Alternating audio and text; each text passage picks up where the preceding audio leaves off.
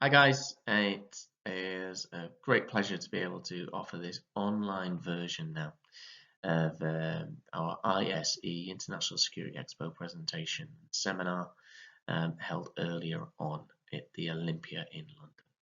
And it's Mastering Nonverbal Communication, Enhancing Situational Awareness in Security Professionals, but it has wider applications for military, law enforcement, counter-terrorism, or anybody who is likely to come into face-to-face with potential threats. Now, during this presentation, we're going to be analysing CCTV taken from live events. So it does come with a trigger warning, I'm afraid. What I can say though is that there are no graphic scenes in this, but due to the nature of the events that we'll be covering and the topic that we're going to be covering today, we do like to include a bit of a trigger warning.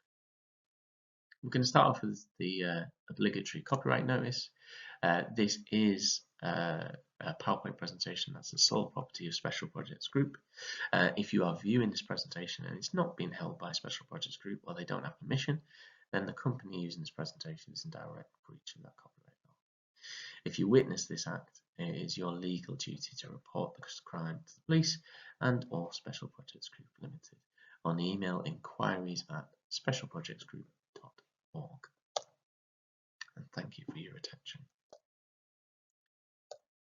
So we're going to be watching a video here, and it's a nice little opener which gives a bit of a demonstration from homicide earlier on. We see Elijah Suggs walking towards a convenience store, being closely followed by Marl Briggs. And even in this edited video, we've got paralleling behaviour, stalking behaviour. He's using diagonal methods of travel in order to close in on his potential target, who's this man here. Now, as the suspect comes into the convenience store, we see a flash of what we class as the premeditated assault phase. You'll also notice that the suspect is casing the victim. Right, there's no real intention of buying anything else. This is further confirmed by another flash of the premeditated assault face. And then we've got some micro expressions of anger and disgust before the suspect leaves. Now he leaves after a while, and on his way back his gait has changed. We'll notice tension down the left hand side of the body, finger in place in his hand. We have target scanning, witness scanning, incongruence in his body language before the fatal draw and fire.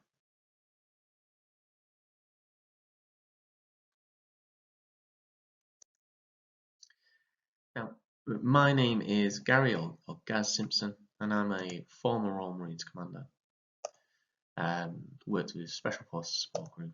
I'm a close protection officer, executive consultant, and one of the founders of Special Projects Group. My main passion is non-verbal communication. Now, non-verbal communication is an umbrella term that we use for anything that operates outside of the verbal channel. This does include verbal prompts, so it's the paralanguage, how we use vocal tones, body language, things like that. And I first became interested in non-verbal communication from being exposed to its applications during operations in Afghanistan in 2007, where we undertook training in the very basic human intelligence and human awareness.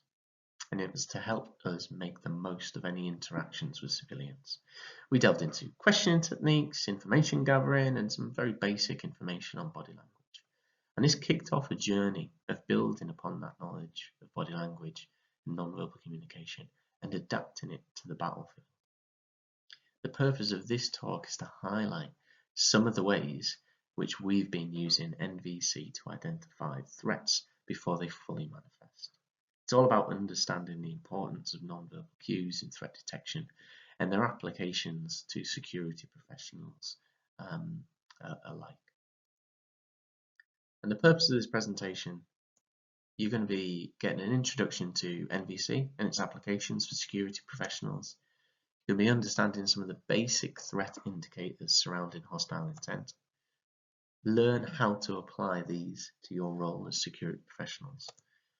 and learn how to increase your overall situational awareness. So, to begin, as amazing as we all are, we are essentially hairless apes that have learned to walk on two legs. We've been around for evolving for millions of years, but our grasp of complex language has only really been around for maybe the past 50,000 years or so. And as complex and beautiful as our language is, we're still communicating with one another through our non-verbals. Our body is hardwired to follow three principles. We have social engagement, because it's beneficial for us to join together, share resources, greater protection. Sexual reproduction, in order to keep our species going and keep us alive. And then self-preservation as well. And this is basically because these three biological drivers, there's obviously more biological drivers, and this is quite oversimplified, but these three biological drivers have kept us and our ancestors alive long enough to reproduce. Now, this isn't a free pass for us to be going through the world, Wild West style, fighting, friending, and fornicating with anyone we want to. This just represents the very no-frills version of our brains. And luckily, though, for us, our brains could be looked at in three major components. Okay. Enter the Trurian brain. Many of you will already be aware of the concept of the Trurian brain. It's very oversimplified. We're not saying that your brain is literally split into three parts. This is just a nice way to kind of illustrate it. So if you think our brain is comprised of the reptilian complex, the basal ganglia. This represents the epicenter of some of our very basic functions. We've got the limbic system, though, the paleo-mammalian brain, which is our emotional brain, containing the amygdala, which we're going to be looking at more later. And we've got the neocortex, or the neomammalian complex, which is our new brain. And this controls this area of the brain controls our logical thinking, and it keeps everything in order. But the problem is, though, we're constantly fighting internally. And unfortunately, when we're exposed to large amounts of stress, or the poo hits the fan, if you're familiar with that phrase, we see the limbic system taking over. It becomes highly aroused, and it shuts down the neocortex, at the logical, critical thinking part of the brain. And this is called a hijack. And because it's the amygdala that process any of the external emotional stimuli, it's known as hijacking the amygdala, which is bad news when you think about it. When you're exposed to lots of emotional stimuli, stress, etc., your amygdala hijacks the brain and goes into survival mode almost. And it's the oldest trick in the book. It's used by anyone from criminals to tactical questioners, from social engineers through to dictators. On the flip side, though, as security professionals, we can use this to our advantage. Now, your body is constantly sending out and receiving non-verbal cues. It's how we communicate. It's our OG, our preferred method of communication. And as much as we can coach certain traits and disguise certain movements and gestures, it's practically impossible to eradicate. We see and interact with our surroundings. This then gets put through our frame of biological drivers, and then this gets represented through our body language. You will always have what we call emotional leakage, and this is where your inner thoughts and emotions are leaked out through your non-verbal channel into your body language. It's why you get a funny feeling when a person walks into a bar. It's not because you are psychic, it's because you are picking up on their emotional leakage, on their non-verbal cues that they are putting out there. And we can use this to spot threatening behavior in people. But we also take this one step further. So what do we mean by threat? Well, threat we categorize in three parts. We have hostile intent, which is what we're going to be talking about today. We have duress, so trafficking, smuggling, coercion. and deceit as well. So social engineering, industrial espionage, things like that. And we employ a toolbox approach of 7 principles to aid with threat detection in these areas. Now, facial expressions. So these highlight the emotions that are linked to those 3 categories of threat.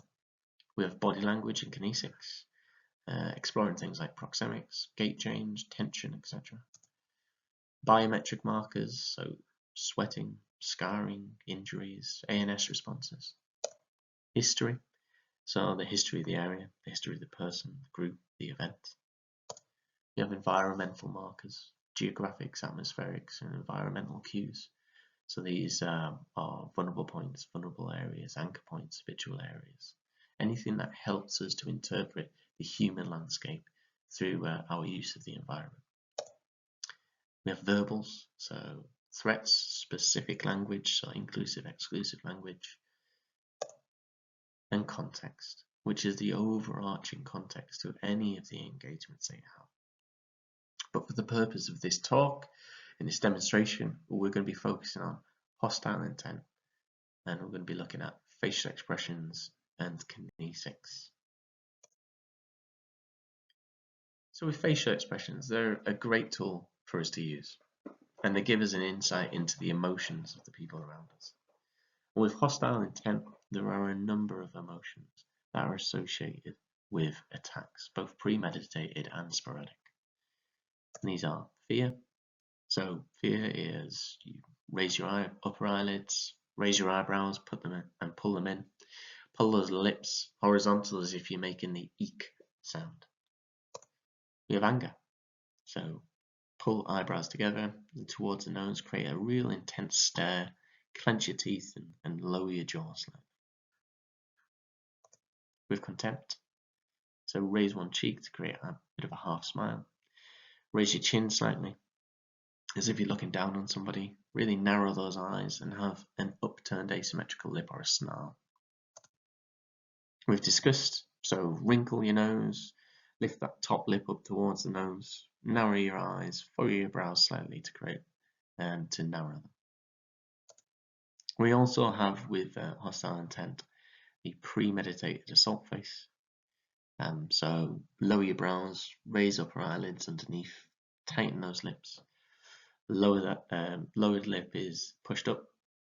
We have nostril wings that are engaged to create an overall flare, and that overall look of determination as well. We also have the loss of impulse control face, which is very similar to premeditated assault face. So we've got the lower your eyebrows, raise your upper eyelids so that your eyes almost feel like they're bulging out of place. Tighten your lips, straight mouth. Lower lip is slightly dropped. That's not always the case, but in the majority of the cases there are. And then you'll get lots of like ANS, autonomic nervous system responses such as face reddening, sweating or lack of sweating, flared nostrils, and you'll have that change as well.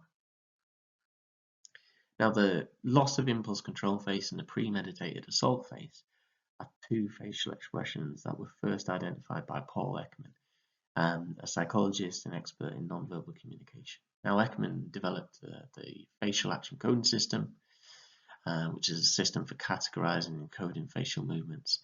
And then Professor David Matsumoto has further enhanced this area with PAF and LIF training. Now Ekman's research on the loss of impulse control face and the premeditated assault face is based on observations of people who have been convicted of assault. He found that these 2 types of facial expression are very common among these individuals, particularly in the moments leading up to an assault. PAF was first identified from one of the assassination attempts of President Nixon by John Hinckley, where this expression on his face was witnessed and categorized against data taken from multiple attacks. So again, it's fear, anger, disgust, and contempt. Now what we're about to see is a video of various CCTV clips taken from live attacks. Hopefully you'll be able to spot some of these facial expressions.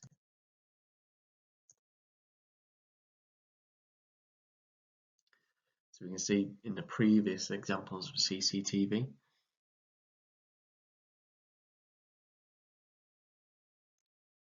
we have a premeditated assault phase coming up here. So again, lowered brows, raised upper eyelids, tightened lips. We also have another solid premeditated assault phase here. Flash of anger and disgust.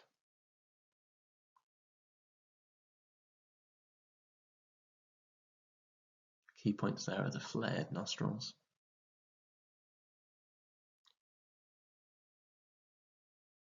This is taken from a sexually motivated assault in 2021, where we have our victim and we have our suspect. And the suspect is flashing micro expressions and macro expressions of contempt. So raised one cheek to create a half smile, raise your chin slightly as if you're looking down on one. And then we've got the shooting in 2022 as well. This is body cam footage. We'll see flashes of fear coming across the face just before the suspect withdraws to adopt a new firing position as well. So that's raised upper eyelids, raised eyes. Now, micro expressions are a great tool when you have crystal clear CCTV or a face-to-face with a person. But the reality is, and this is where their criticism kind of comes up, is that you might miss them, you know, if you're not looking for them, if you haven't been trained to look for them. Luckily, though, this is kind of where kinesthetics comes in. So one of the key takeaways from this very short demo is the benefit of reading what we call rehearsal-like behavior. So rehearsals are a powerful tool for us to use in security, and there are emotional leakage that are related to items that cause stress. We use them to spot guns, concealed and open carry, knives, use it to spot drugs mules, and knife crime as well. Also including improvised weapons, IEDs and the likes. So again, the key thing with rehearsal-like behavior is it's emotional leakage again, that term emotional leakage. They're trying to suppress the emotion. They're going into a task that is likely to contradict those biological drivers that we discussed earlier on in this presentation. It's items that are specifically related to stress or a particularly stressful task. Now, we apply them to hidden weapons and drugs and like, but criminals also use it for target selection as well. So picture yourself, many of you will have already been on a train or a bus or any transport hub, and you see this sign here. What is the first thing that you're going to be doing once you see this sign? Well, if you're anything like me, you're probably going to be tapping to see where your phone is, where your wallet is, where your keys are. Right? And this is a very good example of rehearsal-like behavior. You know, quite often pickpockets and criminal gangs will ultimately place spotters to analyze any emotional leakage from potential victims, essentially signposting them to which pocket to pick. But outside of that, we've also got further kinesthetic cues. So we have the rehearsal-like behavior or patterns of preparatory actions and movements that we discussed there. We have sporadic directions of travel. So these are erratic movement patterns. We've got misplaced tension within the body. We have target and witness scanning, which is a very important one, very easy to spot. And then we have paralleling and diagonal methods of travel, so stalking behavior as well, that you're going to see in these following videos. Let's take a look.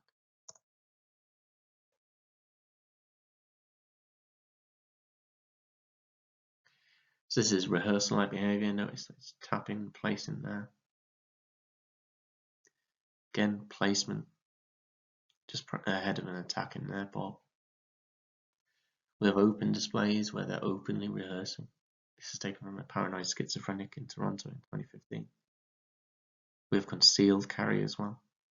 So tapping, placing, fingering, as we've seen from earlier examples. This is essentially because the person is preparing mentally for that attack. We have tension throughout the body here. So again, they're going into stressful situations. Tension along the shoulders, just ahead of an attack.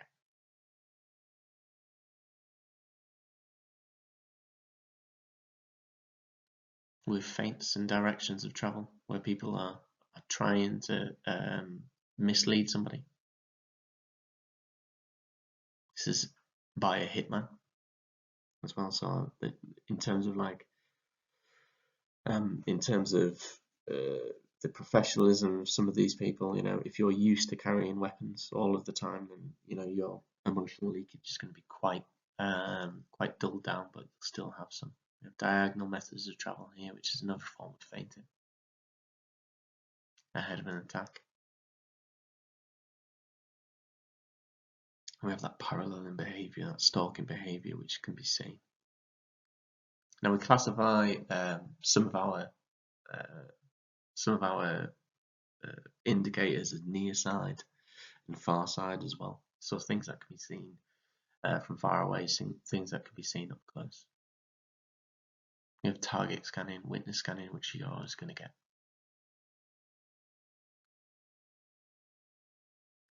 Over here as well.